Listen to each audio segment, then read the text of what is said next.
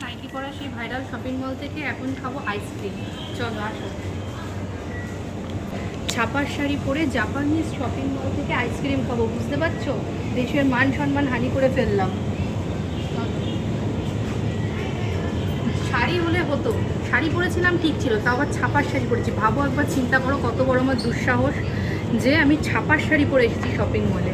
ভাবো তো আমাদের দেশের কত বদনাম হয়ে গেল। নিচে আমি বরফ আইসক্রিম খেতে অনেক বেশি ভালোবাসি, সেই জন্য বরফ আইসক্রিম নিলাম। আর শুধু আইসক্রিম খেতে আসিনি, জল নিতেই এসেছিলাম, জলটা নেওয়া হয়ে গেছে, এখন আইসক্রিম খাবো।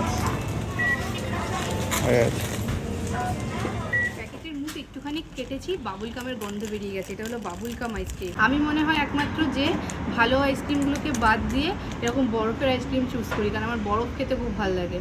আমি বাড়িতেও কি করি, ফ্রিজ থেকে বরফ বার করে কুটকুট কুটকুট করে খাই। এটা কার কার অভ্যাস আছে জানাবে। হ্যাঁ।